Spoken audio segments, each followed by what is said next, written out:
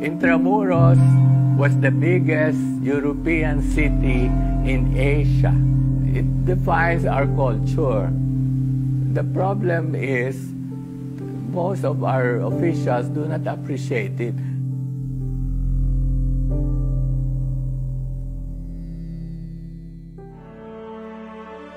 It's important because it's part of our history, part of our heritage, and one of the few physical evidences remaining of the Spanish period of Philippine history. There are many good stories about Filipinos, people who headed the construction of the walls. The carvers were Filipinos also. It was a very exciting time. That's what I remember most, having a restoration force as big as Intramuros was at the time. Well, didn't exist anywhere in the country. When we came into Intramuros to work, what are we restoring? We do not know. How did it look, except for the ruined walls? That's why we have to dig pictures and pictures and pictures just to be able to provide a background. And in the early days, it was really a dead town. Even when Casa Manila was finished, we would make whatever pakulo just to bring in people. The greatest satisfaction I had was the presence of a good team because basically the three of us were the ones who set the initial directions of the Intramuros administration.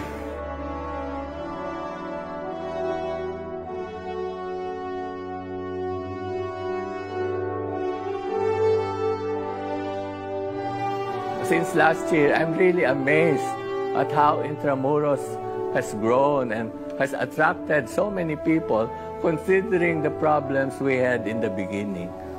They have thousands of people coming here, and all of them are paying the entrance fees, restaurants, all those calles. Can you imagine? It's alive.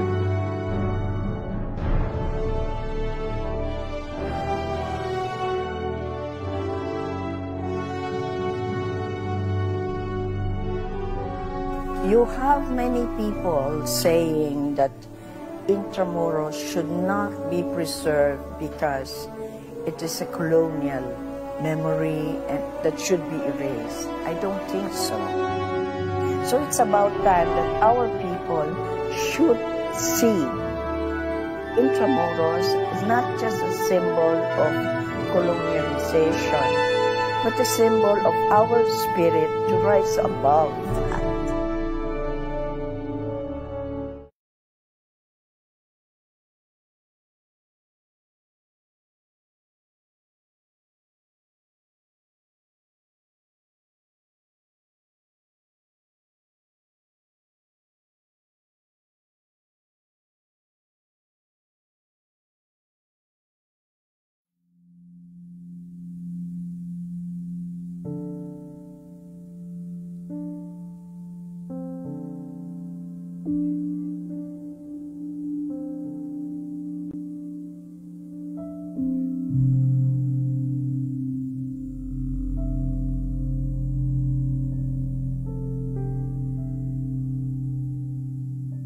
Early during the Marcos administration, Mrs. Marcos had been interested in the restoration of Intramuros. She led the restoration of some of the gates of Intramuros. Mrs. Marcos got the engineering divisions of the different services of the military. There were lots of objections. I called the attention of President Marcos. So he asked me to draft a charter for Intramuros, which is what I did, and that is the Intramuros Administration Charter.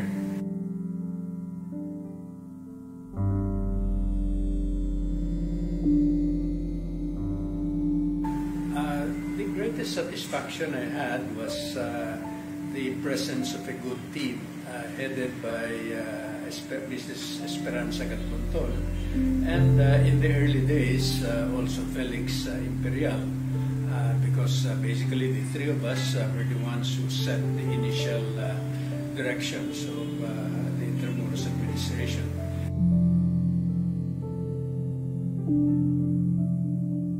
It's important because it's part of our history, part of our heritage, one of the few physical evidences remaining of the Spanish period of Philippine history.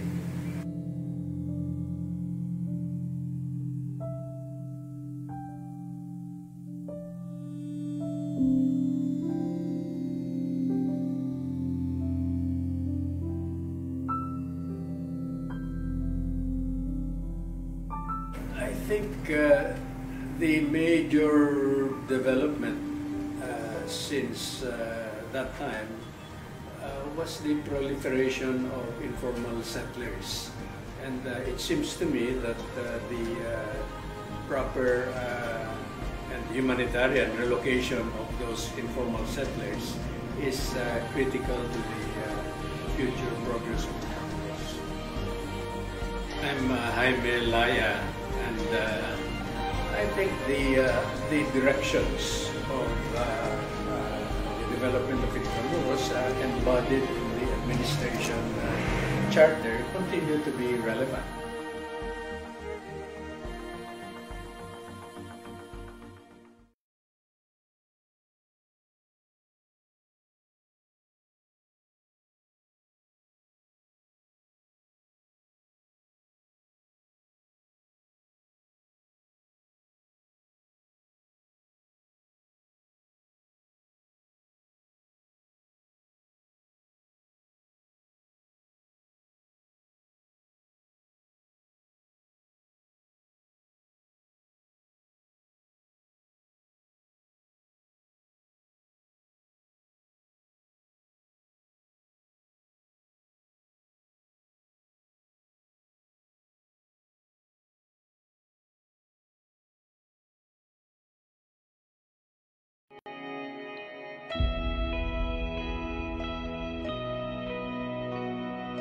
Well, Intramuros for me is many things because my father used to work in the port area, in Bonifacio Drive in port area. So even as a small boy, I really knew Intramuros already back in the 50s. And I was very happy to have been appointed administrator in 1989. And that really involved me more with the history of Intramuros and the plans for its further development. It would be very important that we know where we came from, and I think that's the special value of Intramuros. But even in modern times, there could be or there should be, and as it's happening now, other developments here in Intramuros. I'm Jose Capistrano Jr., formerly administrator of Intramuros. Well, as what's happening now, Escuela Taller assists in the restoration of heritage structures through our training of out-of-school youth in the various arts and crafts of heritage restoration. And I think this is important to preserve our historical and heritage structures, and at the same time also reach out to other parts of the country for the same purpose.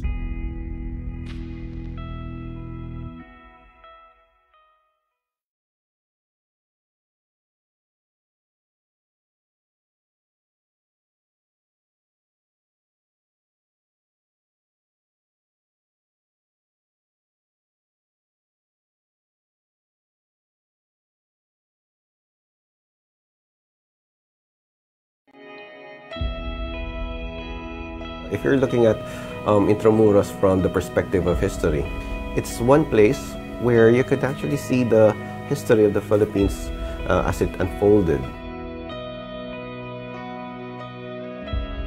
I see that Intramuros is an area which can embody the concept of reuse in urban planning. So just think of old structures being utilized in a modern sense.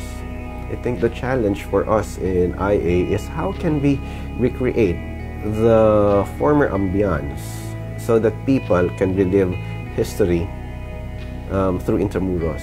And then that's where it becomes a site where we can educate people on the version of history according to the Filipinos.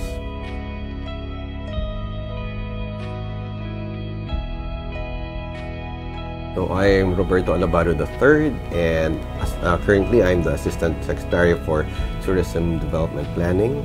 And it's fantastic to have an urban area, an old urban area, wherein the maybe in our generation we can see this transformed into a more developed society where poverty will no longer exist within the walls of Intramuros.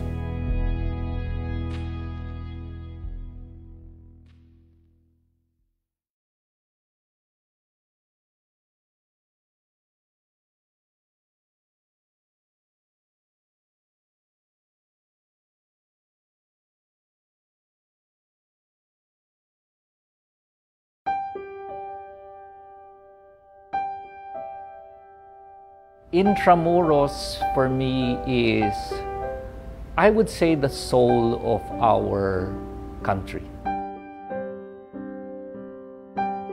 My name is Paulo Mercado. I'm the founder and president of the Creative Economy Council of the Philippines.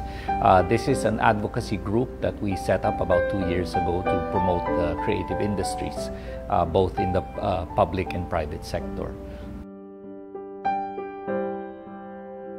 So, yung concept of creative economy essentially is taking a look at the contribution of the totality of creative industries and creative individuals to the national economy.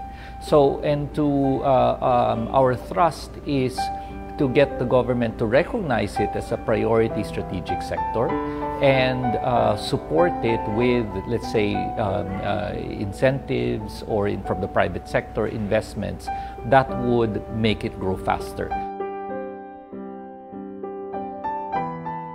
So I wish for Intramuros in the near future to become the country's most iconic creative hub.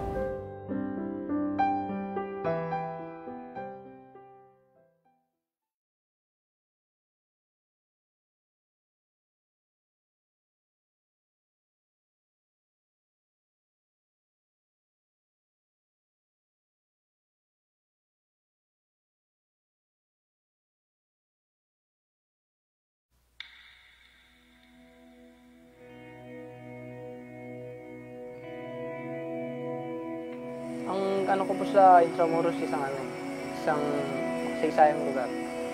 Kasi dito nagkaroon ng digmaan. Yun din yung natutunan ko sa eskwelahan.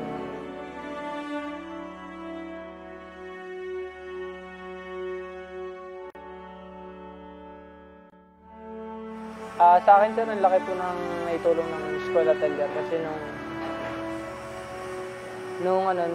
una po na hindi pa ako nakapasok dito, high school graduate lang ako, nahirapan ako maghanap ng trabaho. So nung nakita ko na mag-opening sila na kailangan nila ng trainees, so pumasok ako yun. Tapos pagka-graduate ko, binigyan nila ako ng opportunity na magtrabaho sa mga heritage site.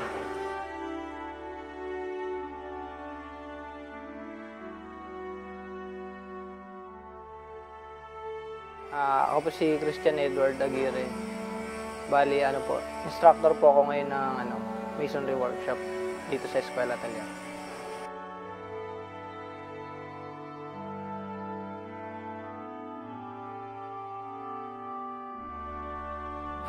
Ang laki ng tulong, unang-una doon sa paninirahan.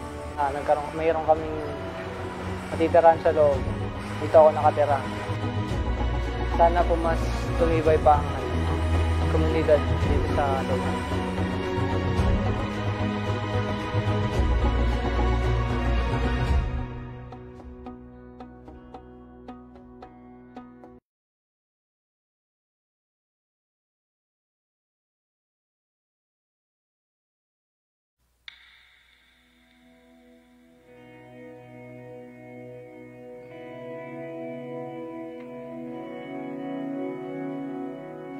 Tira ako sa Basco Street, Intramuros, Manila. Doon ako nagkaroon ng isip.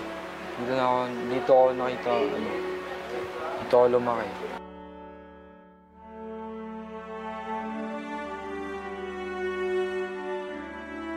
Ginagawa ko dito sa eskwela talyer o sa trabaho ko. Isa ako sa mga heritage protector, isa akong mason. Kita ko yung eskwela talyer na nagtitrain sila ng mga out of school dito. Kaya may kahit na high school graduate lang, pinasok ko. Tinitrain nila hanggang sa mahasa, as kinukuha din nila as worker din. Ako si Edsel Paul Mauhay, tumutulong para maibalik yung ganda ng Intramuros. Para mas maibaganda yung Intramuros para sa lahat.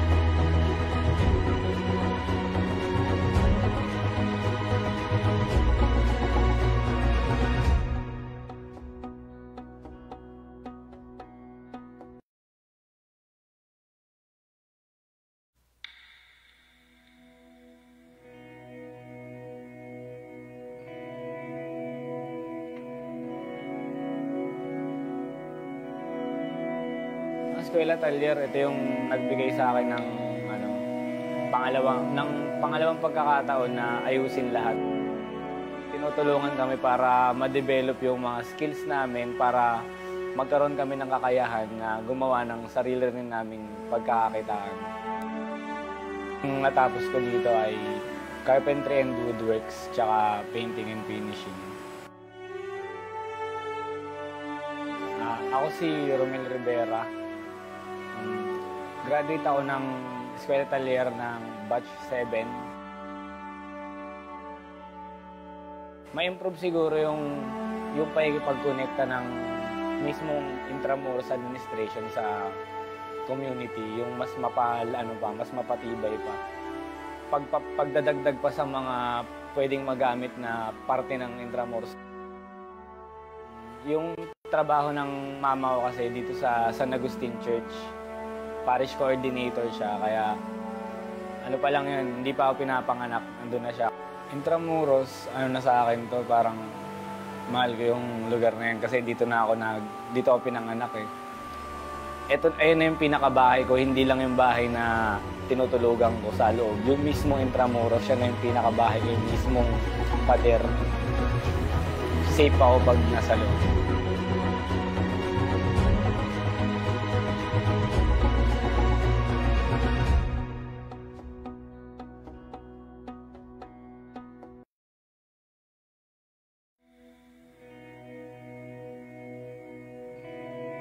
For me, Intramuros is a place of history. It is a cultural and creative hub, and it brings so much pride and joy to the 5th District as well. If I could describe Intramuros in one word,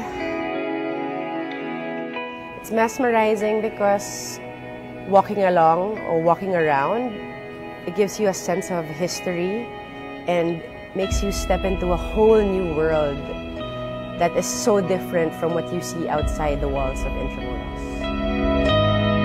My fondest memories of Intramuros, I would say, was when I was a little girl, because I also grew up here in the 5th District, and as a little girl, I would come to Intramuros with my parents. I would tag along. I would ride the Calesa, I would go around Intramuros, Fort Santiago, and I would remember also coming to Barbaras to eat with my dad. Hi, my name is Crystal Bagatsing. I am currently the Congresswoman of the 5th District of Manila, where Intramuros is located. One of my advocacies is about culture, preserving culture. And one of the things that I also do as a congresswoman, is make legislation, and I also have a constituency inside Intramuros.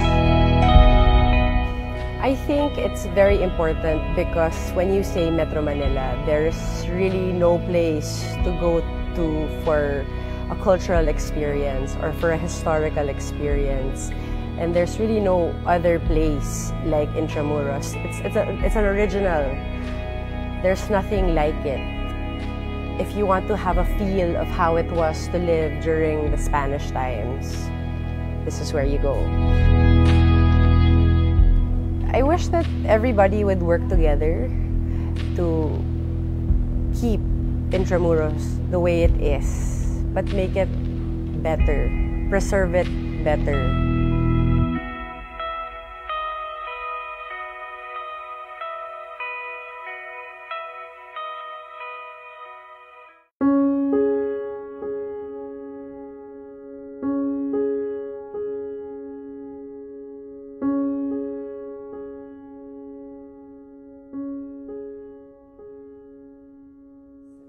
Intramuros is very important to us because of the lessons in heritage and history.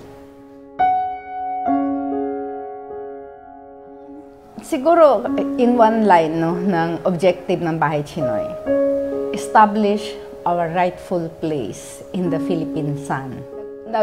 Bukas ito sa public noong 1999, inilalarawan nito ang bahagi at ang impact ng mga Chinese Filipinos in all aspects of Philippine life.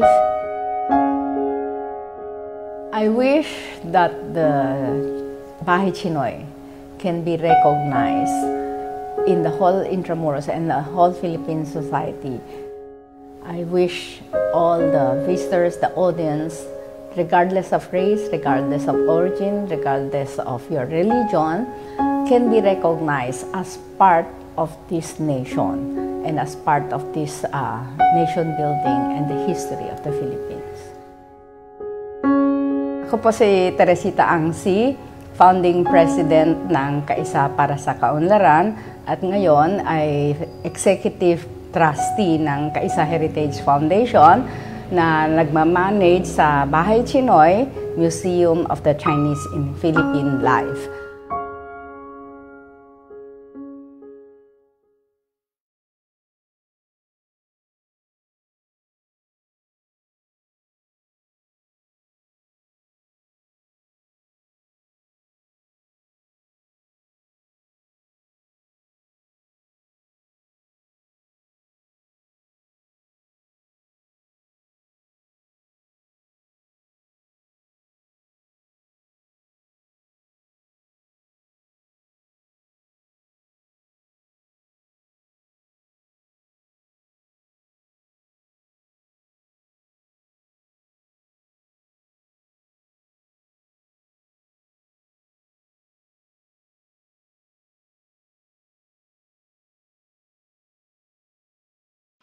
If there's something about Manila that hasn't changed ever since, it's the lovely sunrise and sunset, as if reminding us that in all the chaos, there's still beauty to find in this place we all call home.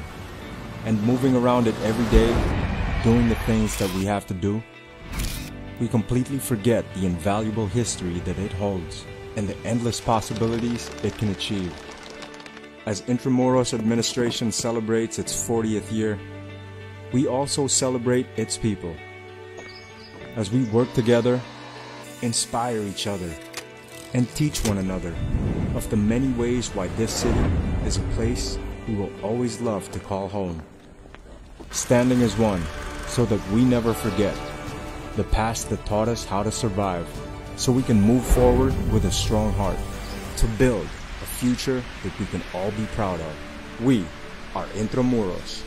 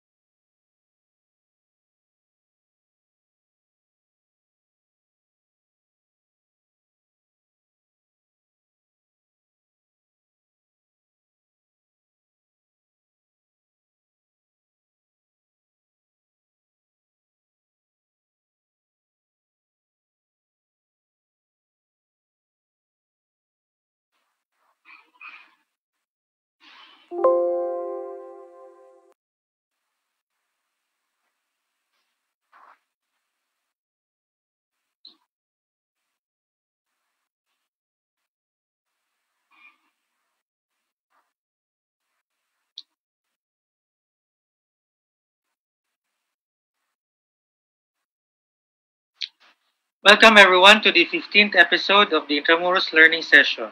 Our topic for today is Heroes of World War II Part 1, Escoda, Abad, Santos, and Lim, with our speaker, Desiree Ann Cua Benipayo from the Philippine World War II Memorial Foundation. This episode is brought to you by the Intramuros Administration and the Philippine World War II Memorial Foundation. You can follow us via Facebook, Twitter, Instagram, and YouTube. So the access is on screen. Before we start, here are some house rules. First, if you would like to ask questions, you may send it to the Q&A button, which is also found in the lower portion of the screen. If you are viewing on Facebook, you may send in your questions in the comment section. Please note that we will do our best to accommodate all of the questions subject to the availability of our speaker should we exceed the time limit. Only those who have successfully registered and viewed on Zoom will be eligible to get a certificate, and the feedback form will be emailed to you after the session. Then, a certificate will be sent within a week. If you are unable to attend the webinar, please let us know so we can give the slot to another registrant. Ensure that your audio is okay. Wear your reliable set of headphones. Don't be shy to ask questions and get yourself comfortable and enjoy. Now, I would like to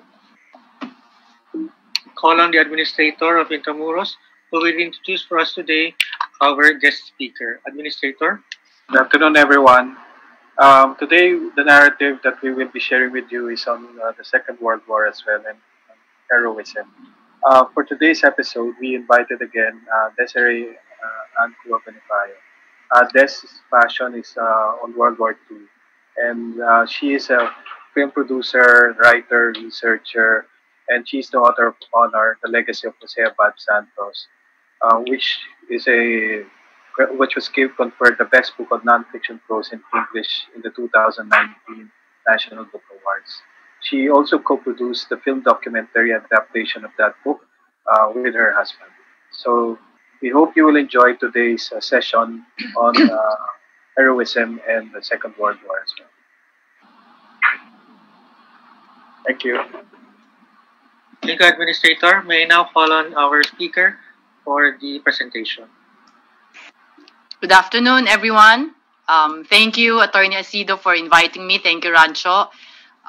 It will be another afternoon of World War II history. So I'll start.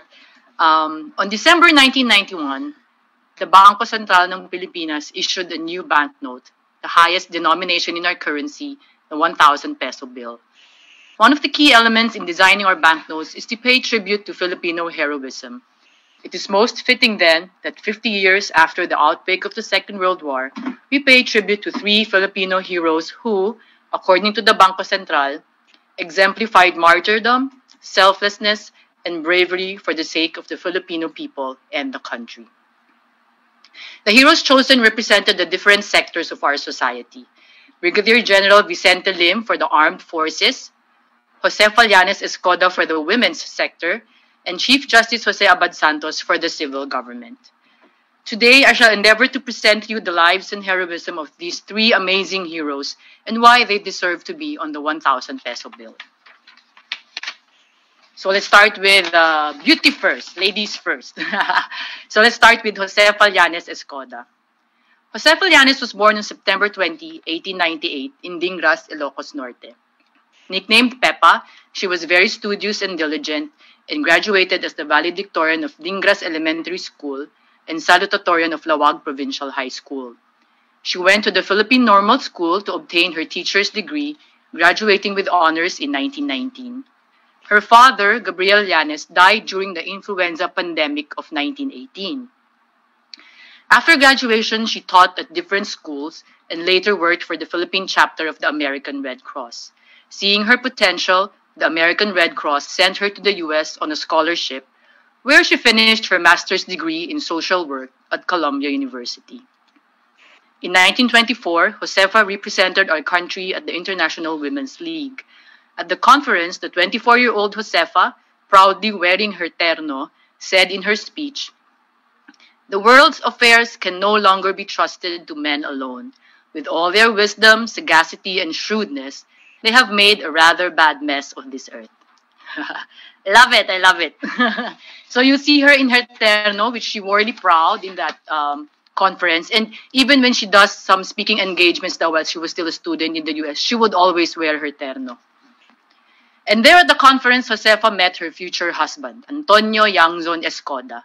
Antonio was a reporter for the Philippine Press Bureau who accompanied then Senator Manuel Quezon to Washington. He was also the night editor of the Manila Bulletin. They got married in 1927, and this marriage was blessed with 2 children, Maria Teresa and Antonio Jr.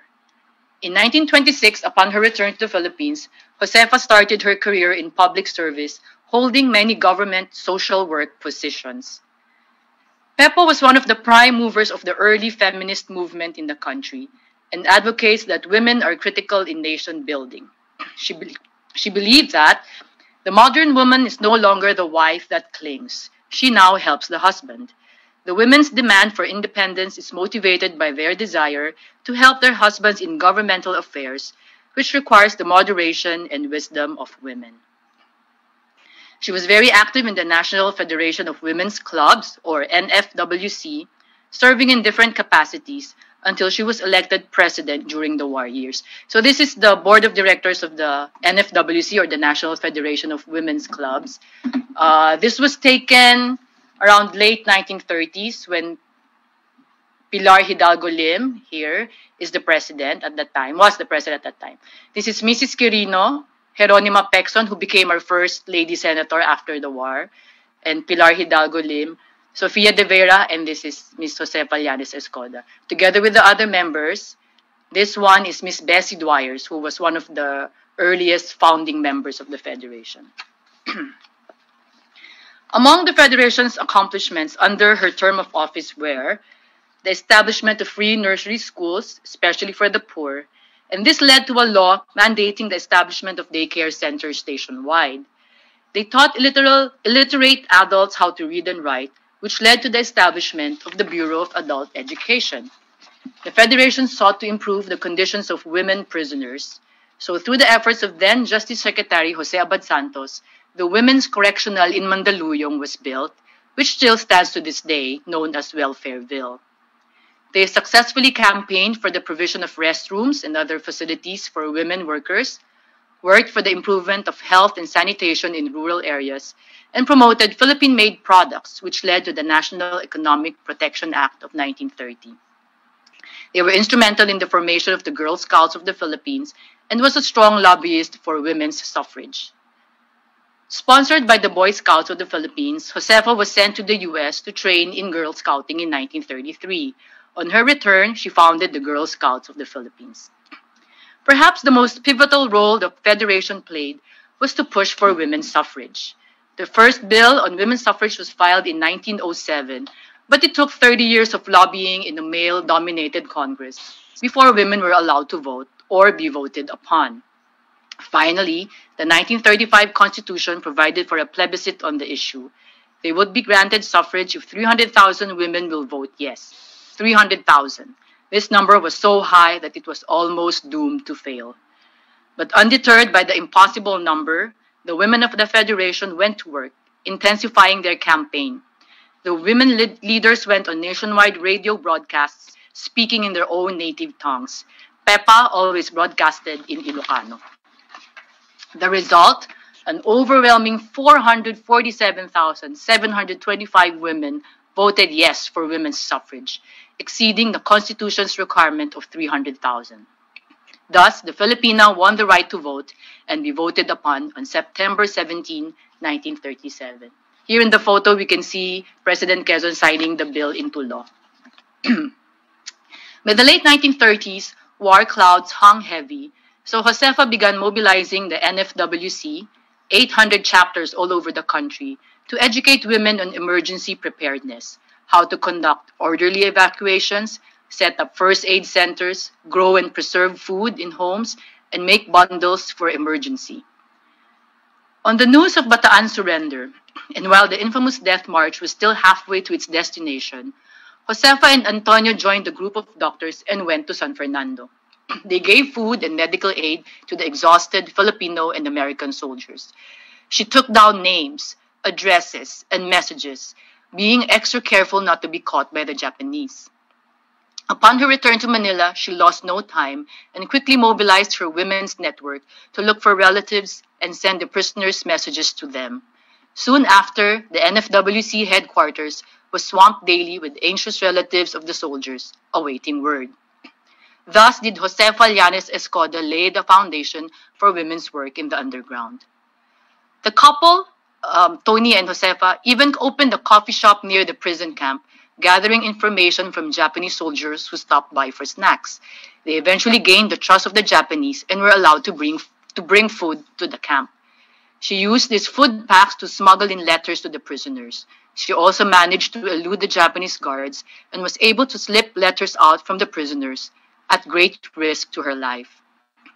Pepa and Tony also extended help to the American and foreign internees at Santo Tomas and Los Baños by providing food, clothing, medicine, and even coconut shells to use as plates. In the next few years, Josefa continued her social work. The Federation was also busy helping the widowed wives of Bataan, took care of the children so that the mothers can go to work, and housed stranded students and women unable to go home to the provinces when war broke out. Time and again, she was visited by Japanese officials, but in her usual charming way, she convinced them that she was just doing routine social work of the Federation, of which she was the president at that time. Perhaps sensing her imminent death, she wrote this ominous letter to Lieutenant Jose Llanes in early January 1944. I have done my duty to my country and God. To my mind, the best I have done is having helped with the little I could to save the lives of the surrendered soldiers of Bataan and Corregidor. I have offered myself as a guarantor for men, later released by the enemy, that they commit no anti-Japanese act, men who, if they had the guts left, would continue their resistance. I have acted as guarantors not only for the sake of humanity, but also to encourage them to fight again. If we happen to survive, and I fall, tell our people that the women of the Philippines did their part in making the ember sparks of truth and liberty alive until the last moment. By early 1944, word reached the Escodas that they were being watched by Japanese spies. Close friends and family begged them to lie low for the sake of their children, but this didn't stop the couple from continuing their underground activities. In June 1944, Antonio left Manila with General Vicente Lim to travel to the Visayas, and then to Australia to join MacArthur. But the group was intercepted by the Japanese in Batangas, arrested, and brought to Fort Santiago. 2 months later, on August 27, the Japanese came for Josefa. Her children remembered the day their mother was taken away. Standing just a little over 4 feet tall, she was flanked by several armed Japanese guards. As they took their mother away, the Japanese soldiers ransacked their home, searching for evidence. Apparently, the Japanese got furious when they learned the Escodas were helping American prisoners of war. The humanitarian that she was, her daughter Bing recalled her mother's words. If the roles were reversed, and if it were the Japanese who were prisoners of war, I would have done the same. While in Fort Santiago, her cellmate, Sister Trinita, superior of the Marinol sisters, recalled the courage displayed by Josefa and her deep concern for the weaker prisoners to whom she gave the things sent to her. Antonio was court-martialed for the crime of treason and sentenced to death by beheading on November 24, 1944. To this day, his remains have never been found. Josefa was last seen, beaten and weak, sometime late January 1945. She was apparently brought to FEU, which was a Japanese garrison at that time, then, along with other prisoners, was taken away to the North Cemetery, where she was executed. It is presumed that her body lies in a common grave together with hundreds of Filipino resistance fighters. After the war, the Escodas were honored as heroes, and their children were brought to the U.S., where a group of former prisoners of war started the Escoda Memorial Fund, which paid for the children's education. Josefa Llanes Escoda's whole life has been one of devoted service to others. She was brave until the end, and her beautiful, courageous spirit will always be an inspiration for all Filipinos.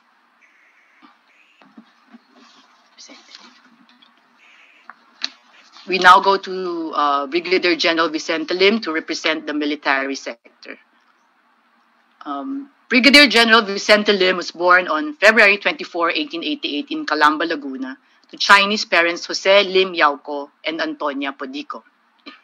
His father died when he was just 9 years old, leaving his mother to raise him and his 3 other siblings. He finished his elementary education in Tanawan, Batangas. Then, he came to Manila and studied at the Philippine Normal School.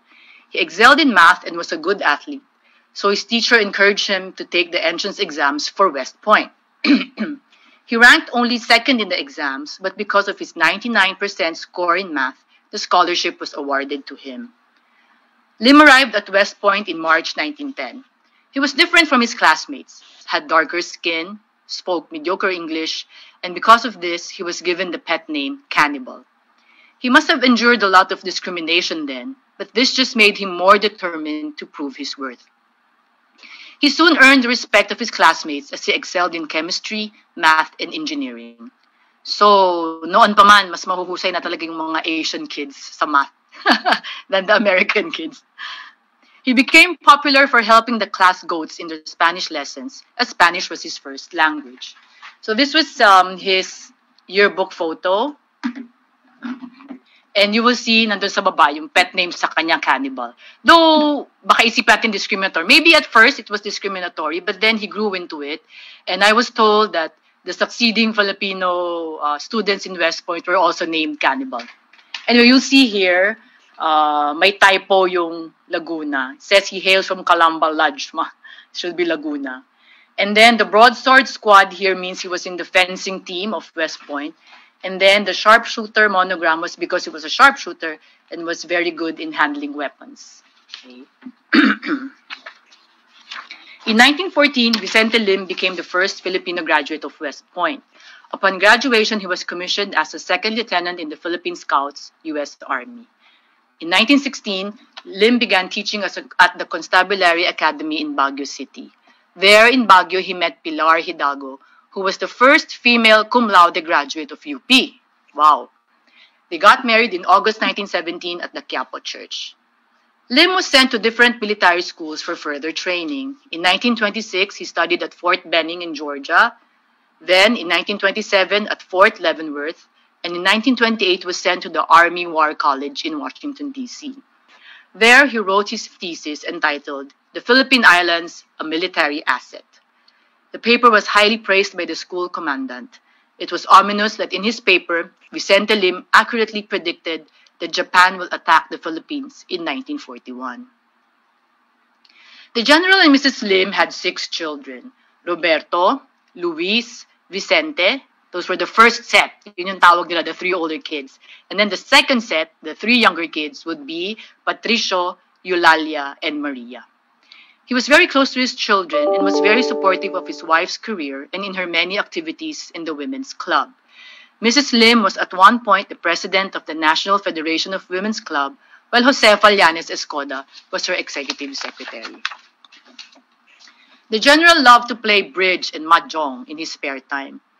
To help augment his income, he ventured in stocks of mining and oil companies. He was said to have a very good sense of humor and had a kind heart underneath the rough exterior. This would show in the way he treated his men, often using his own money to get them more food and cigarettes in the field. When the Philippine Commonwealth was established in November 1935, the very first act it passed was the National Defense Act. This called for the establishment of the Philippine Army, completely separate from the U.S. Army. Quezon appointed General Douglas MacArthur as military advisor to the Commonwealth. The patriot that he was, General Lim retired from the U.S. Army and joined the Philippine Army in 1936. he was promoted to Brigadier General and headed the War Plans Division. In the succeeding years, he became dissatisfied with the way things are run in the army. In 1939, he submitted his resignation letter to President Quezon, who tore the letter and asked for an explanation. General Lim criticized the merger of the Philippine Constabulary, PC, and the Philippine Army. The merger was supposed to be a fast, easy, and cheap way to build up the army, but Lim saw that the bad traditions of the constabulary were being brought to the army. He told the president that he was surrounded by crooks, citing the rampant corruption in the Army Corps. He was also against the army churning up a large number of reserves without the corresponding officers. He lamented on the very short training time of officers. Lim believed that the army should be built from the ground up so that it may develop its own unique traditions and esprit de corps. He also remarked on the obsolete weapons that the army bought and suggested to the president that the number of trainees be reduced and the savings be put into better training of officers and purchase of better equipment. Because of this meeting with the president, many changes were soon effected in the Philippine Army, and General Lim was promoted to Deputy Chief of Staff. So in this photo, the upper right photo, this was General Lim being inducted as Deputy Chief of Staff, staffed by the Chief of Staff, General Basilio Valdez. Here is MacArthur Quezon, and this is Secretary of Justice Jose Abad Santos. So I was so thrilled when I saw this picture of them together. With the looming clouds of war, the United States Army Forces in the Far East, or the USAFE, was created in July 1941, and the Philippine Army was integrated into it. General Lim stepped down as Deputy Chief of Staff to command the 41st Infantry Division, believing he could better serve his country if he assumed a field command. When the Japanese attacked on December 1941, MacArthur called for the defense of the coastlines. General Lim's 41st Division was assigned to defend the coastline at Nasugbu, Batangas. Fierce Japanese air attacks bombarded some beach areas, causing many units to retreat. So, War Plan Orange was put into effect, and all troops were moved out to Bataan to deny the Japanese the use of Manila Bay. The 41st Division of General Lim was ordered to hold the main line of defense at Abukay. Despite being green and untested in combat, the men of the 41st fought gallantly, determined not to lose any ground. So this, if you can see the entrance, this is the entrance to Bataan. And the 41st Division was ordered to man this line here. In the middle is the very tall Mount Native, very thickly forested. And so if you see there's a break in the line, they thought na, kahit walang guards tayo dyan, masyadong makapal naman yung forest. But after that, they proved to be wrong. Okay. For 18 days, the Japanese were not able to break the line. For this, the 41st was given a Presidential Unit Citation, the only division ever to get this award. On January 25, though, the Japanese were able to breach the line at Mount Native. If you see here, nakapasok yung Japanese dito sa portion na to. Because of this, all units were ordered to withdraw to the second and last line of defense, the Orion-Bagak line. So all the troops were ordered to hold the rear line, which is the Orion-Bagak line. In the chaos and confusion of the hasty withdrawal, many gaps in the line were left undefended. The 41st were ordered to send men to plug the gaps at Trail 2, near Barrio Capot. By the time the 41st got there, our troops were already under heavy attack. The engagement lasted 3 days, bloody, and fought at close quarters. This battle, known as the Battle for Trail 2, resulted in the annihilation of thousands of Japanese in the area.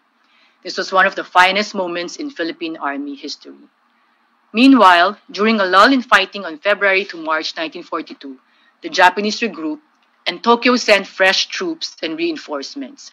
So, the final Japanese offensive came on Good Friday, April 3, 1942. Tremendous odds were against the USAFE force. Without weapons and supplies, and with men now starving and sick with malaria, dysentery, and other nutritional deficiencies, our defenses crumbled. At high noon of April 9, 1942, General Edward King surrendered Bataan. Starving, sick, and dying, more than 70,000 Filipino and American troops were forced to march from Bataan to San Fernando, a 105-kilometer route under the sweltering heat of the April sun. Thousands died along the way as the POWs were subjected to brutal atrocities by the Japanese. This will be known as the infamous Bataan Death March. Upon reaching San Fernando, they were herded into boxcars, where thousands more died of suffocation. Many described how dead men were still standing because there simply wasn't room for them to fall. On arrival at Capas Tarlac, they were made to march another 13 kilometers to Camp O'Donnell. An estimated 20,000 men died during the 9-day march. But their ordeal was far from over. Thousands more died from starvation, disease, and Japanese atrocities. So if you look at this map, they started down here at the southernmost tip of Bataan, Mariveles, and they were marched all the way up to San Fernando. This was a 105-kilometer route. There was another march which started in Bagak. So there are smaller number though, but still in the hundreds. So together they met here in Orion and they were forced to march to San Fernando. From San Fernando, sinakay sila sa boxcars, sa train. Boxcars na siguro dapat 30 to 40 lang ang kasya. Pinilit isakay 100 people more. So a lot of them died of suffocation. And imagine they were all suffering from dysentery and disease. So imagine how dirty the floor must have been, no? And then so from here, boxcar, by rail to Capas. And then from Capas train station, they were ordered to march again, another 13 kilometers to Camp O'Donnell. After General Lim's release from Capas, President Laurel sent feelers for him to head the constabulary. Determined to have nothing to do with the puppet government, he had himself confined at PGH and connived with his doctors so that he can be pronounced too sick to work. While at PGH, though, he financed and directed some guerrilla activities and received intel about Japanese troop movements. In June 1944, he and his colleagues left for the Visayas, where a submarine was supposed to take them to Australia. Their boat was flagged off the coast of Batangas and searched. The Japanese found 2 handguns, and so they were taken in and imprisoned in Fort Santiago. He was interrogated, tortured, and sentenced to death in November 1944. He, along with several members of the resistance, was said to have been transferred to the FEU, then to the Old Bilibid prison, and eventually to the Chinese cemetery, where a long trench had been dug. They were all beheaded and their bodies thrown into the trench. General Lim's great leadership and his ability to get the most out of his men contributed to making the 41st Division one of the most decorated units in Bataan. Carlos P. Romulo once wrote, "General Lim is the embodiment of the Philippine Army in Bataan, ragged, starved, sick unto death, beaten back hour after hour, but invincible." Despite the many praises and accolades he received, General Lim gives credit where credit is due. In his last known letter to his wife, he wrote, "I give the credit to my officers and enlisted men. They are the ones who did it all. Mine is only to inspire and to lead them. When history is written, I will give them all the credit. Their satisfaction is mine to share."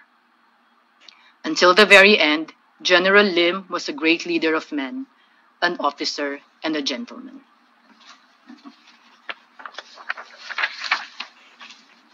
So we've discussed Jose Pallanes, who represented the women's sector, General Lim, who represented the military or the armed forces, and now we will go to Chief Justice Jose Abad Santos, who represented the civil government.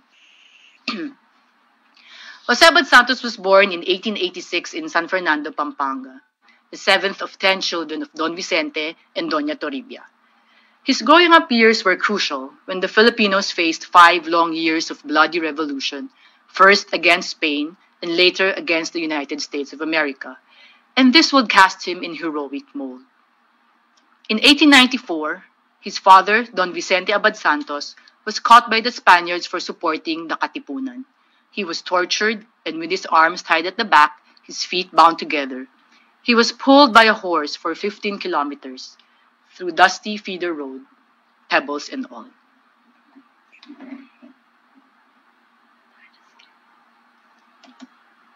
His death was witnessed by his eldest son, Pedro. Pedro Abad Santos was a captain in the 1896 Revolution and a major during the Philippine-American War.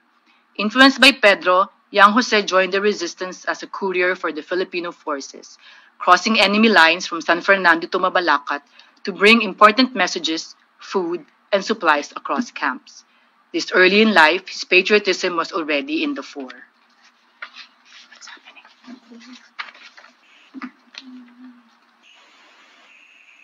Meron po tayong short video na ipapakita. Technical. What's happening? Let's stop sharing first. Sige. Or I'll pause share. Dali lang po, may konting technical. Why is it not playing? What's happening?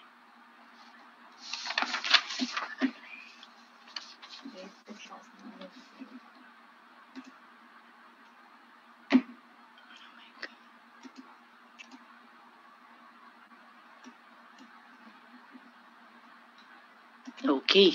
Ayaw there. Ayaw. Anyway, so we go to the next. Jose Abad Santos was a brilliant boy, always at the top of his class from his early days until he graduated valedictorian of San Fernando High School in 1902. He then took the competitive exams for the Pensionado program and bested thousands of other applicants to be in the batch of 1904.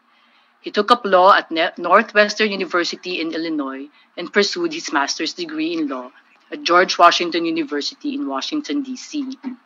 In 1918, he married Amanda Tiopaco, and this marriage was blessed with 5 children. His children recall that he was strict but very loving.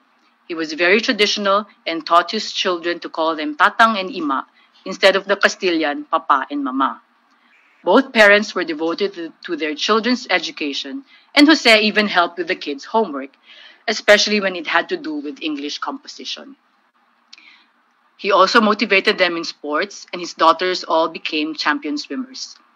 Abad Santos entered government service in 1909, starting as a clerk in the Archives Division. He worked his way up to become the Secretary of Justice in 1922. He held the position of Secretary of Justice for 3 terms. During his term, he elevated the judiciary, supposedly equal to the executive and the legislative, but oftentimes at the mercy of the two. He implored his judges to maintain their integrity and stand their ground against erring officials. He gave them that courage, but warned that they themselves must be clean and worthy of the bench. He investigated prison irregularities and kicked out erring prison wardens. Perhaps one of his lasting legacies is his efforts to build a separate correctional facility for women in Mandaluyong, which still stands today. He also built several large penal colonies in the provinces to ease the overcrowded jails. And this reduced the incidence of TB and pneumonia among inmates. The Tribune, in its November 27, 1929 editorial, summed up Abad Santos's character. There is an unassuming member of the cabinet who has won the respect and admiration of the public because of his high principles, his untarnished character, his efficiency, his loyalty to duty, and his unswerving will. In 1932, Abad Santos was nominated by no less than U.S. President Herbert Hoover to the Supreme Court. The U.S. Congress approved his nomination. Thus, he became the youngest Associate Justice of the Supreme Court, which was comprised of 5 Americans and 6 Filipinos. He was elevated to Chief Justice in 1941. His name will forever be etched in history, for Abad Santos belonged to a very select few whose government service was marred neither by corruption nor scandal. His high principles and moral integrity were hallmarks of his unstained public career. He had his plate full with his numerous activities, which elevated his status and growing reputation as a leading legal and civic figure of his time. In the field of education, he taught law at the University of the Philippines from 1913 to 1928. He also pushed for the education of women, when he held the position of chairman of the board of the Philippine Women's University from 1928 until his death in 1942. He also became president of the Philippine Columbian Association, the Philippine Bar Association, the YMCA, and was Grand Master of Masons in 1938. Dubbed as the Pearl of the Orient, pre-war Manila was one of the most beautiful cities in the Orient, with tree-lined boulevards and majestic government buildings. Times were good, economy was on the rise, and this era would often be referred to as peacetime. Then, rumors of an impending war with Japan started circulating. Many laughed at the idea, for everyone thought if Japan would dare attack the Philippines, Uncle Sam would quash it in no time. So, when the bombs started falling on December 8, 1941, the military was caught flat-footed, and the people most certainly unprepared. Things happened in quick progression after the initial Japanese bombings. With the imminent fall of Manila, MacArthur urged Quezon to leave Manila and evacuate to Corregidor.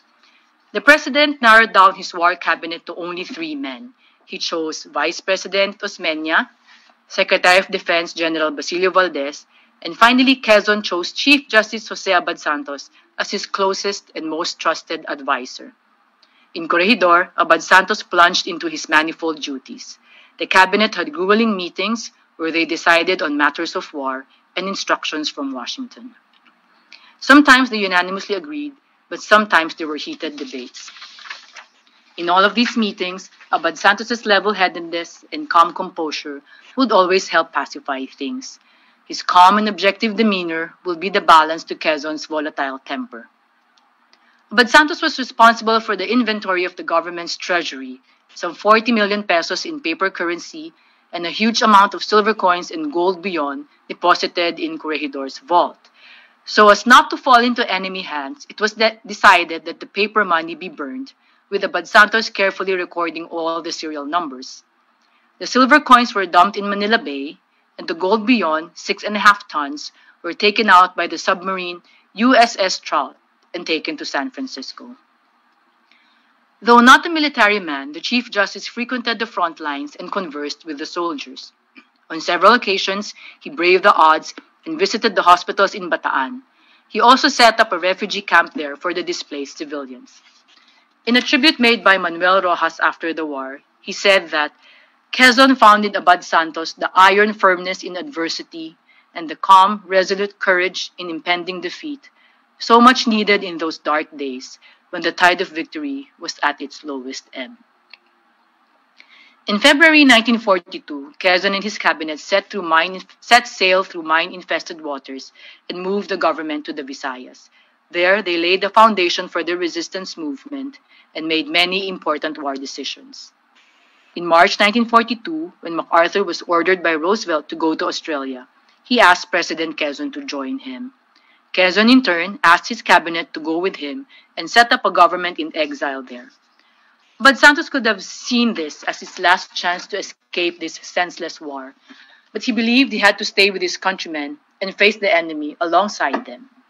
He humbly told Quezon, "If you will permit me, Mr. President, I prefer to remain, carry on my work here, and stay with my family." He added that he would like to go to Cebu and help out with the resistance there, saying, "I believe my place is in the Philippines." A discussion ensued, but Quezon could not talk him out of it. Knowing Abad Santos as he did, Quezon knew this patriot's heart was pure and his resolve was firm. Though saddened, Quezon had no recourse but to respect his decision. In an act that shows his absolute trust in his Chief Justice, Quezon appointed Abad Santos as his acting delegate with full presidential powers and issued a letter of authority to this effect, dated March 17, 1942. On Abad Santos's shoulders now rest the vast governmental powers entrusted to him by Quezon as his acting delegate. The incredible stress and pressure of work, constant traveling, and the endless meetings took a toll on his health, but he never let this slow him down. Getting on with work, it was as if he sensed that his days were numbered. His pace never slackened. Meetings with civil authorities were held daily, letters and telegrams were prepared and dispatched, government funds were allocated, the people and their needs were attended to. Abad Santos recommended the printing of emergency notes to pay for salaries and other government expenses, since shipments of currency from Manila were already halted at this point. He also met with military officials to assess the province's defenses. Plans were discussed and measures adopted to repel the invading forces and ease the civilians' sufferings. The occupation had begun, and on this one-man government fell the job of not making it too easy for the Japanese forces to take over the land. In late March 1942, the Japanese-sponsored puppet government sent an emissary to Abad Santos to convince him to cooperate with them. He refused to do so and sent the messenger back to Manila. On April 7, 1942, Abad Santos and his junior aides, Lieutenant Paco Delgado and Pepito Abad Santos, arrived in Cebu. As was his usual routine, endless conferences and meetings filled his days. On the morning of April 10, 1942, Cebu was thrown into panic as the Japanese started landing. Colonel Valeriano, PC head of Cebu, hurriedly fetched the Chief Justice and Pepito to bring them to Toledo, where a ferry could take them to the neighboring island. Unfortunately, they ran headlong onto a Japanese military truck laden with troops under General Kawaguchi's detachment. The Japanese soon found out who he was. The Chief Justice was subjected to grueling interrogations, forced to renounce his allegiance to his country and serve in the new government. Most of all, they wanted him to broadcast to the USAFE to surrender. Abad Santos must have had it one day, for he stood up to his interrogator and with a voice forceful and cold blurted out, "I cannot accede to your demands. I would rather die than live in shame." From Cebu, the father and son were taken to Mindanao, and together with the Japanese troops, trekked the jungles for days to Malabang in Lanao del Sur. This place was to mark his journey's end. On May 1, 1942, after 3 weeks in captivity, Abad Santos was summoned to General Kawaguchi's headquarters.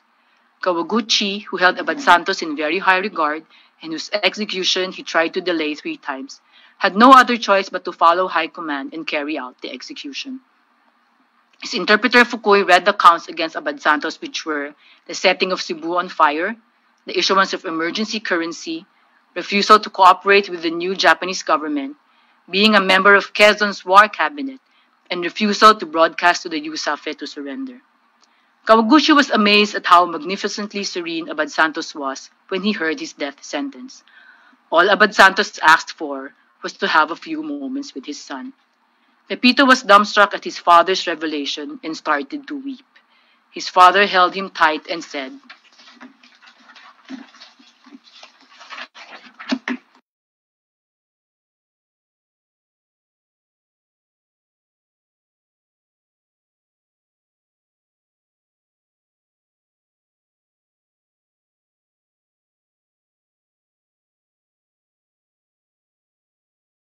Still may technical difficulties. May konting technical difficulty lang po.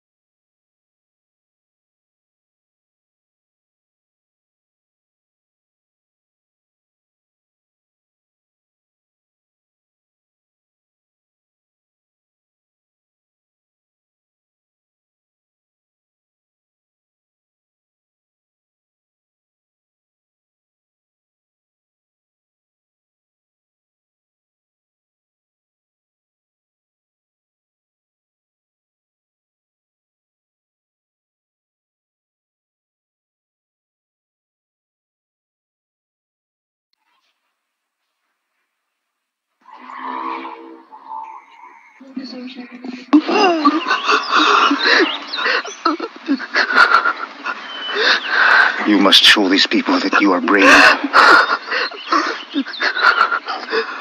It is a rare opportunity for me to die for our country.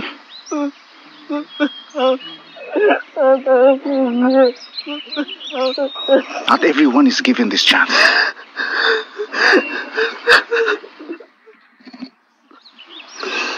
Pepito begged his father to bring him to Kawaguchi so he could plead for his life, but his father would not hear of it. Pepito was beside himself with grief as his father was led away by rifle-bearing escorts. I watched him as he walked away, the tallest man in the group. He marched proudly with his shirt flapping. And then after that I went up to the house and I took my prayer book and read the prayer for the dead. And after a few minutes I heard a volley of shots and I knew that my father was gone. A volley of shots rang and reverberated in that small seaside town of Malabang in Mindanao. Then all was silent once more as Abad Santos reached the end of his journey.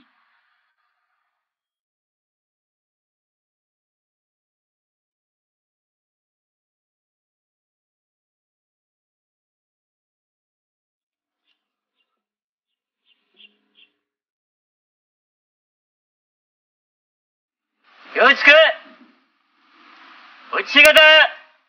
Yoi!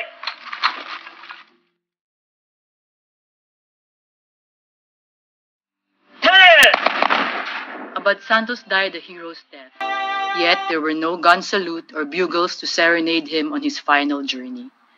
He could have chosen the easy way out, cooperate with the enemy, and live out his last years in privilege.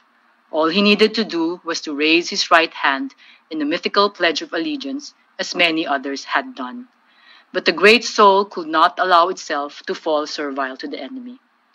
President Manuel Quezon summed it up best when he said, Abad Santos was one of the noblest, purest, and ablest men the government ever had in service. It has been 75 years since the dust of war has settled. Memorials have been erected, and streets have been named after our heroes. But as the years pass, it seems the collective war memory of our nation is beginning to fade. War stories we used to hear from our grandfathers, fathers, and uncles now seem very distant. With the greatest generation now mostly gone, who will tell these tales to the next? In closing, allow me to quote our great statesman Leon Maria Guerrero when he wrote, "Nations are known for the heroes they have. The Philippines is thus a privileged nation to have in its pantheon heroes like Escoda, Lim, and Abad Santos. Even as their country lay vanquished by a relentless and ruthless invader, they never relinquished their duty, their integrity, and their honor. Our mission then is to remember." Maraming salamat po.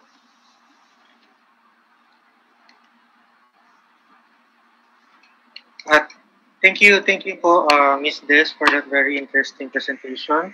Thank you, Rancho. Sorry for the technical difficulty. You're still sharing the screen po. You can take it down po. Yeah. So, we're now going to the Q&A portion. There. Okay. Right, Pasensya na po sa konting technical difficulty. I hope you enjoy that part of the videos, I mean. So we're now opening the Q&A. So for the Q&A, I'd like to remind everyone that if you have questions, feel free to raise them. If you are in Zoom, the Q&A button is below the screen, in the lower part of the screen. And if you are viewing via Facebook, you can raise your questions in the comment section. Due to limited time and limited airtime, not all questions will be answered, but our IA team will be working hard in the background to try to answer as many questions in writing. So, so our first question is from Matthew Benjamin Lopez. So, hello, Ms. Benepayo. According to Ambeto Campo, noted historian who served in the DSP Numismatic Committee, he said that the Heroes of All were to be in place on the 1,000 peso bill was controversial because the Japanese embassy issued a protest regarding the inclusion of these heroes in the bill. So, would you like to say something about this? And his other question is, do you believe that the placement of these heroes in the banknote is better than to have a public holiday instead? So, Yeah. Yung being controversial, I think kahit sinong ilagay natin na hero, no, the Japanese embassy will always na lang oppose. In fact, alam naman natin, recently, just a year ago, the Comfort Women statue was removed upon the request. Yung grupo namin, we held a small vigil in the Japanese embassy. Daming pulis nilang pinatawag. Ang kasama ko, panay matatanda naman. But I think it's not because of the three characters per se, but I think it's more of an opposition to that part of the history. Parang ayaw pa rin nila kasing aminin yung ginawa nila dito. And yung isang question naman about if the money is a better way to memorialize them, I think it is. So every time you reach into your wallet, di ba, parang maalala mo sila. And lalo na yun yung inaabang-abangan kasi yun yung 1,000 pesos. So I think it's a very good way to memorialize them. But of course, if we have memorials also and monument statues for them, it will help people remember more. But yun nga, maganda yung andun sila sa 1,000 peso bill. Thank you. Our next is from Christopher Pasion. He said that he was deeply moved by the lecture. And thank you so much, he says. So, Ms. Bonifacio, may I ask, what brought the need for the three sectors represented in the three heroes to be iconized on the paper bill? Was there any specific context on this new banknote? So he's asking for more info on that. I was researching on that, no, but the numismatic committee just answered about ano yung category nila in choosing the three characters. But I think because the bill was launched in December 1991, which was the 50th anniversary of the start of World War II, they thought of putting in the World War II characters. So kasi kung mapapansin nyo, our bills, except for Ninoy Aquino, all of them were before independence, di ba? So, like si Rojas and Osmeña and Quezon, although they figured very much in the war, but their career started even before. So, I think that was the main thrust of the BSP at that time, to commemorate the 50th anniversary of World War II. Thank you. Oh, looks like we have Dr. Victor Torres in... Hello, Sir Vic! What's a question? So, did any family members of the three initiate any attempts to locate the bodies? I remember Pepito accompanied the government team to try to locate his father's body in Lanao. Accompanying them was a Japanese officer who guarded them. So, was there? Pepito, you see Pepito, he went to 1946 with some friends, no, and tried to scour the area. They can't find the remains. I think this is the common among the three heroes, is that the remains were never found. So they were never buried by the family. There were no grave para mabisita ng family. There were attempts.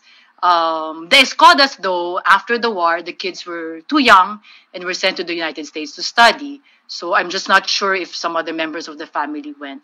But that's the sad and common denominator among the three. Their bodies were never found. Yeah. Thank you, po. So our next question is from...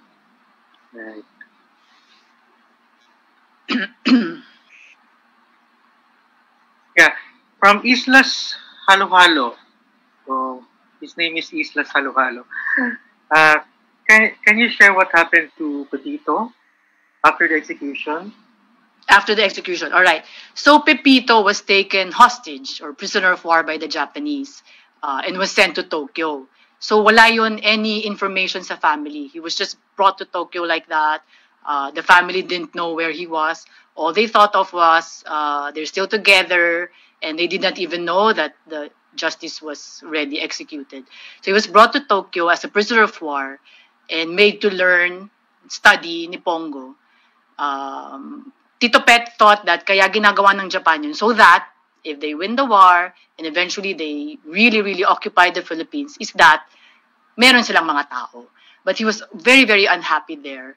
And in fact, there were some Filipino pensionados, mga anak nila, Aquino, Laurel, Vargas, who were sent there to study. But he was never included in that group. So ang tato talaga sa kanya, prisoner of war. And then so he was there until 1945. And then after the war, Mrs. Abad Santos wrote to MacArthur because they knew each other and pinahanap. And yun nga, nahanap siya sa Tokyo and he was repatriated back to the Philippines. But that was 3 years after their dad died. I understand that you are related to Pepito, right? My husband is. So, uncle niya si Pepito. So, in-law lang ako. Do you have any interesting family traditions, stories? Stories? Yes. There were a lot of stories, even about the other brother, Pedro Abad Santos, the one who started the Socialist Party of the Philippines. So, in fact, that was what spurred me to write the book. Konting plugging lang po, honor the legacy of Jose Abad Santos. So the family anecdotes actually spurred me to write the book, no? Kasi parang sayang, dami-daming storya, pero walang nagko-collate, parang ganyan. So there were a lot of family anecdotes, most especially about his character. Sober siyang upright, moral, to the point na he did not even go to parties now when he was in the Supreme Court kasi ayaw niya beholden to anybody.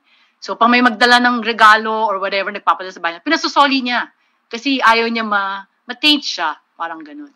So yun talaga yung kilala sa family, is being very upright and yung kanyang moral integrity very very much there. Thank you po. So right. Our next question is from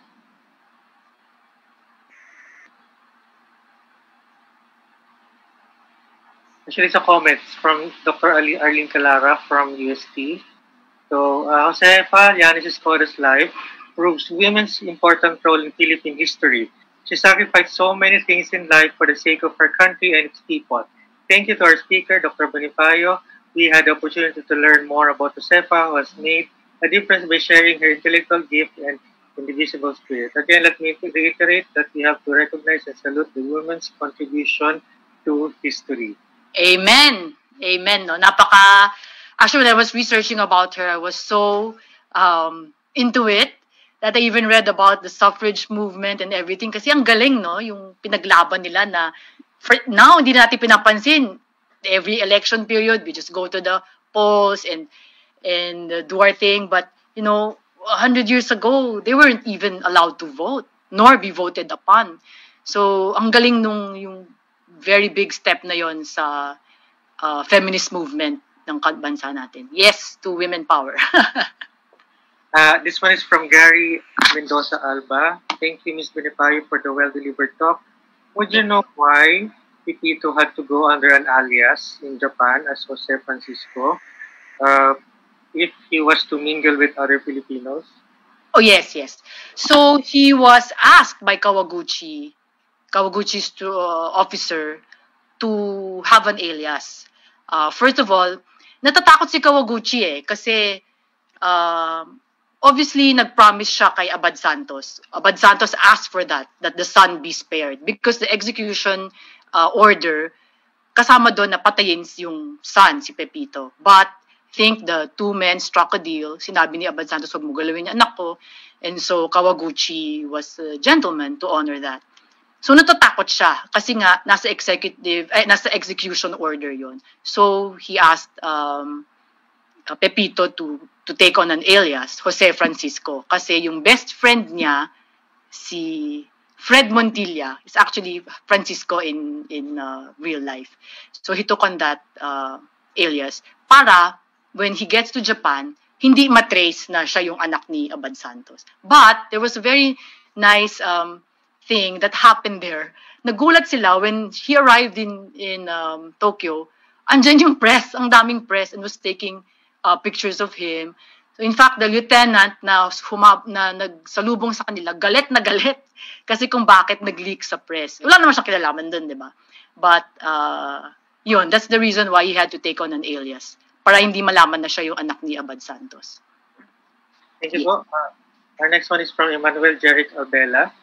He's comparing Jose P. Laurel with Jose Abad Santos because both were justices and both were involved in the executive. So Laurel was president and Abad Santos was like a president as well because he had presidential powers at some point. Now, in the comparison of the two, what can you say aside from? Does this question have something to do with collaboration, or is there an undertones to that? Pwede, no? His exact question is: have you encountered someone asking you that the efforts of Jose P. Laurel and Jose Abad Santos were only equal during the darkest years of our history? Yes, there are, sad to say, there are some skeptics who have approached me and said, bakit kailangan pa niyan magpakamatay? Or ba't pa siya pumayag na patiin? Pwede naman siya sana nag-work na lang sa Japanese government, save his ass, and makatulong pa sa bayan. But that's against its principle, eh. For Jose Abad Santos, black is black and white is white. So walang gray, walang gitna. So it's really against his principle to work with the enemy. In fact, he shouted to his interrogator and said, "I'd rather die than live in shame." Diba? So for some quarters, they even coined that it's their patriotic duty to work with the puppet government. But his view was very different from them. Thank you. This next question is based from Charles Comeldan. So he's asking about the descendants of the heroes. No, of the heroes. Interested. Yes. If anyone is interested in researching on these three figures, would you recommend any living descendant who can help them? Of the direct children, kay Jose Pallanes Escoda, both dead already, but I'm very good friends with the grandchildren. Interesting din, kwento ko lang. Josefa Escoda, they had two kids, si Maria Teresa, or Bing Escoda Rojas, who we all know became the president of CCP in the 1980s till the 1990s. And then his brother, Tony Jr., who became a journalist. But they both passed away already. Kay Jose Abad Santos, all 5 children have already also passed away. Kay Brigadier General Vicente Lim, the youngest daughter is still alive, si Lola Buchi Maria. And she still lives in the old Vito Cruz house of the general. So siya na lang pala yung buhay of the direct children, ha. But the grandchildren, many of them are very active in World War II circles. In fact, hi Carla Escoda Brooks, and hi Vinci Vicente Lim IV, my good friend. So for those of you who want to research on that, the grandchildren are very much alive and very much active in the World War II circles. And in fact, I think some of the descendants are even with us here today. So we have Carlos Abad Santos viewing with us. Oh, hi! Yeah, so our next question is from Guillermo de Orto. So he mentioned about an account by Richard Sakakida. So he had an account on General Vicente Lim. What are your thoughts on his account? Oh, yeah. Sakakida was with the U.S. intelligence.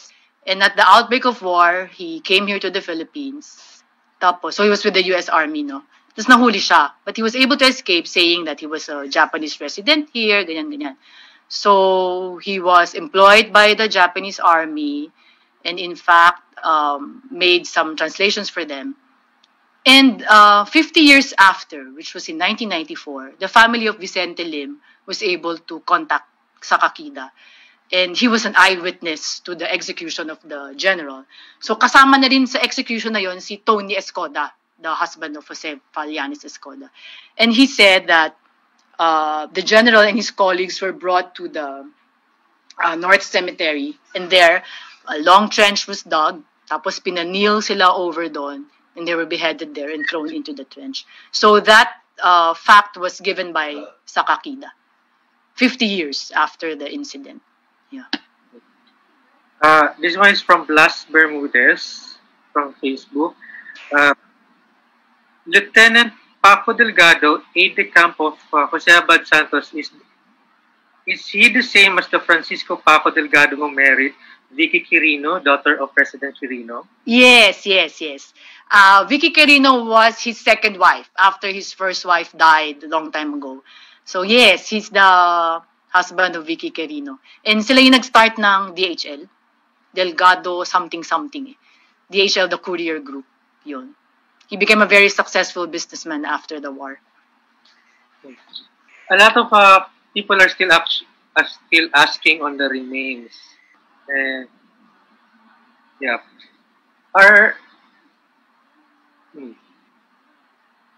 Meron pa bang, how should I say this? Is there still any effort today of recovering the remains? Or did the efforts end many years ago?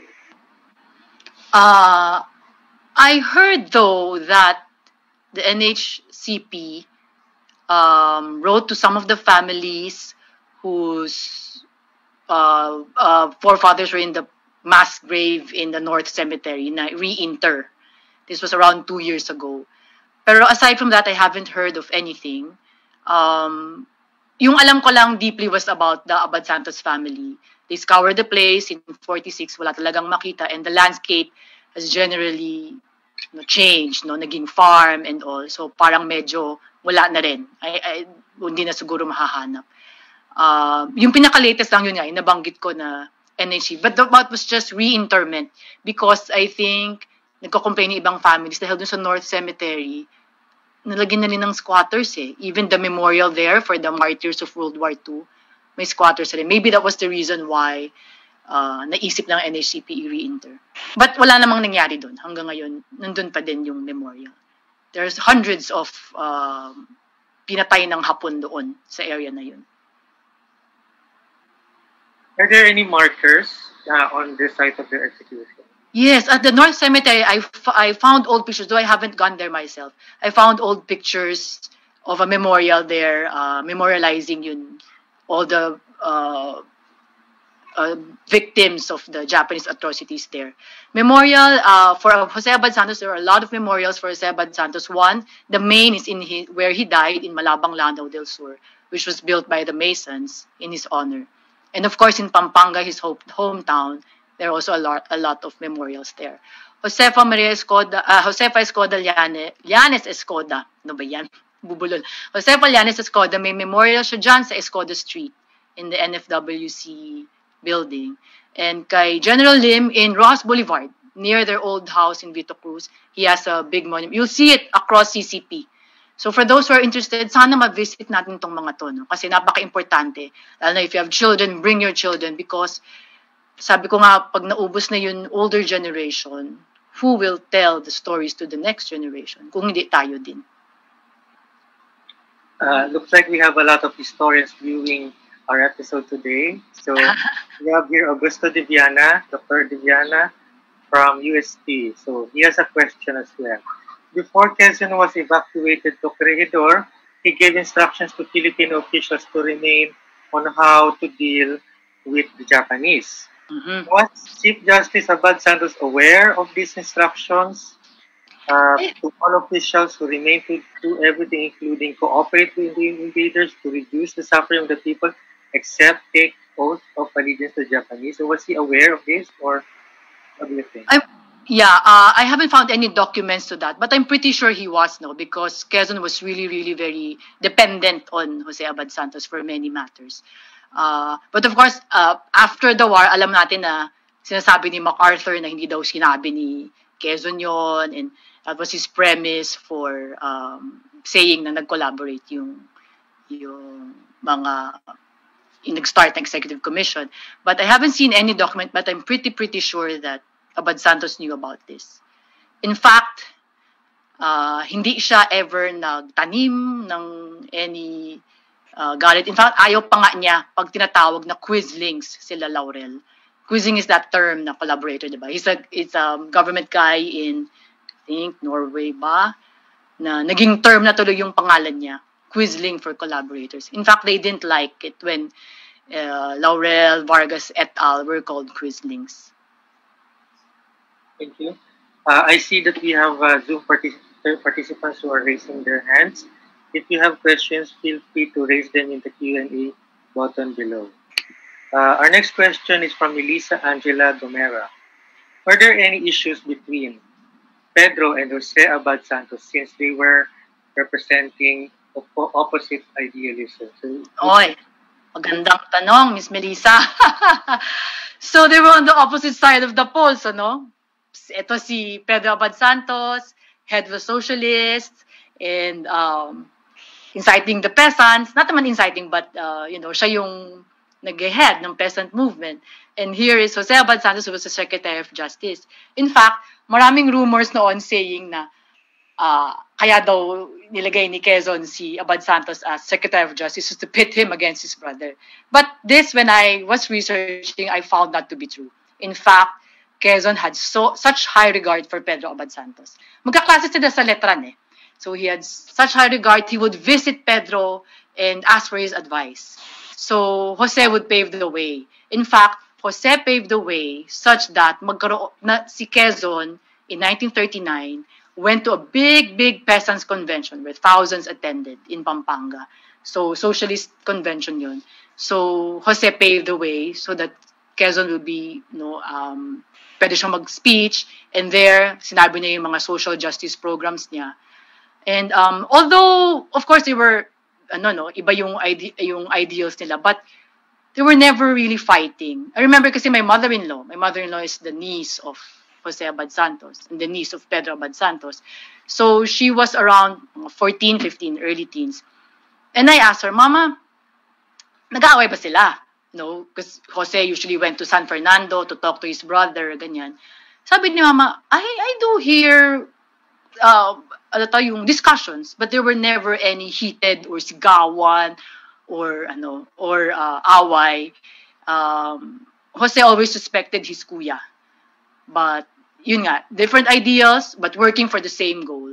In fact, kaya rin nilagay ni Quezon si Jose Abad Santos because he knew that his heart was pure. His heart was for the masses. So Abad Santos authored a lot of bills to help the peasants, the sharecroppers, and the farmers. Basically because influenced by Pedro. Thank you. The three heroes are in the bill, no? So they are seen all the time.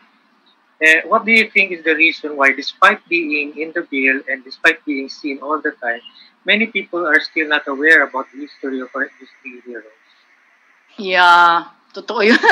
May Google naman, no? Madali lang yung Google.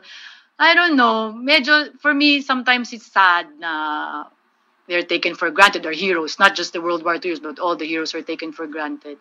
Sana nga ma-increase yung, kahit yung curiosity man lamang ng tao to check who they are. In fact, mag-ikot ka ngayon sa mga kabataan, sino ba itong tatlo? Lahat sila nakatanga. So it's really sad, but I really don't know what the reason is behind this. I don't know if it's the media or the children now are bombarded with mga kung ano-anong films, wala na sila, whatever palabas, wala na silang time to probably research on the better stuff. Sad, but it's a reality. I hope we can change this, yeah. Do you think one of the factors is because the 1,000 peso bill is not really that circulated? But with the devaluation of peso, lahat makakahawak na ng 1,000 peso bill. Probably so rin, no? But I would probably think, even if they held a 20 peso bill, hindi rin nila talaga alam ano ba yung mga accomplishments ni Quezon, di ba? So I think it's a matter of the school system has to, impose on, kulang. Like when I was tutoring my kids nung earlier na Philippine history was in grade 5, parang sobrang aga para maalala nila yung mga pinag-aralan nila. By the time they get to college, nakalimutan na nila kung sino ba yun. Maybe they will just remember Rizal or Bonifacio, but the others, wala na. Sayang, it should be taught for me, maybe high school, late high school. So school din, kasama na din yun. Yeah. We have a question here. So he or she, this is an anonymous attendee, is asking if you're going to write a biography on Pedro. Nasa radar. Nasa radar, no? But pag may time, although he's a very, very interesting person. Grabe. In fact, when I was writing the book Honor, kung dun sa mga nakabasa na, mararamdaman nyo na I'm gravitating to Pedro in some of my chapters, diba? Kasi napaka-interesting na tao. And very lesser known, but he did a lot for our country, especially for the peasants. If it were not for his protests, for, you know, for, ang tawag dito, banging on the government, hindi mabibigay yung mga better things for our farmers and our peasants. So hopefully, if we get the time, if I get the time to write, I will really write about him. Yeah. This one is from RJ Unong Bayan. So, would President Laurel's emissary pave the way for the eventual arrest of Jose Abad Santos in Cebu? Would the emissary inform the Japanese-sponsored government of the exact headquarters of Abad Santos in Cebu? Curious lang po. Very moving lecture po, ma'am. Nung napuntahan siya ng emissary ng puppet government, he was still in Bacolod at the time. So, hindi ko lang alam if, you know, kung matitik-tikan ba siya, if that's the correct term, pagpunta niya ng Cebu. But at the time, nakakagulat din that they knew where he was, diba? Maybe because he was meeting with all the civil authorities, the mayors, the military. Siyempre, lalaman kung nasan siya. But I think even if they reach him in Cebu, hindi rin siya talaga papayag. Hindi rin siya ever mag-cooperate. That's my point. That's my point of view. Thank you. This one is from Claire Pascual. So, with the Philippine history in the current educational curriculum, what do you think can help the youth to appreciate and know more about this part of our history? Because aside from Rizal and other prominent people in our past, I believe there's so much to learn. Thank you. Hi, Claire. I believe we as parents and as members of the society should be the ones to also help our younger generation. We have to instill in them the interest to learn more about our history, our heroes. In fact, like itong ginagawa ng Intramuros Administration of Learning Sessions, very, very educational. Sana magkaroon tayo ng mas marami pang ganito. And kung yun nga, dapat yung parents would, you know, push the children to learn more. Ako lang yata yung nanay na at 4 or 5 years old, pinanonood ko na ng gera yung mga anak ko. But they grew up, sabi ng teacher nung anak ko sa social studies when he was in grade 1 or 2, Mama, magaling po siya sa social studies. Hindi ko masabi, paano naman, bata pa lang, nanonood na yan ng mga World War II. But yun nga, no, it's how we expose our children or our youth. The interest is there. When we go around, so we went around schools, we've shown our documentary about Jose Abad Santos, which is Honor, the Legacy of Jose Abad Santos. Children as young as 9, 10, umiiyak pag napapanood nila yung part ng execution. And a lot of them would come up to me after the movie, 9, 10 years old. And one even said, he was so moved out that his patriotism, yung fervor daw niya, mas malakas. 9 years old, sabihin yun sa'yo, di ba? So the interest is there. Huwag natin sabihin na hindi interesado yung mga bata. But we have to provide it to them, right? So yung mga parents, if you can tune into historical channels, buy books for the students to learn, for your children to learn, that will be very helpful. Alam na nga natin na may pagkukulang na sa school. It's not entirely the school's fault kasi they're just given so much, no? Ilang sessions lang or ilang oras lang for history. Kulang na kulang. So we have to supplement that for them. Yeah. Thank you. This is our last question from Emelita Samala. So she's asking on what are the major references and primary sources for Josefa Escoda, considering the limited materials that we have on her life. Yes, there was a book written about her, published in the 1980s, written by, this was published by the Girl Scouts of the Philippines, by Miss Navarro Hernandez. So, I haven't seen it kasi nga, because of this COVID, di ko nako, but I was able to get snippets of it from her granddaughter. Maganda, I think that's the most complete on her biography of Josefa Escoda. And swerte lang ako, I'm friends with the grandkids, so from time to time, email ako ng mga questions firsthand.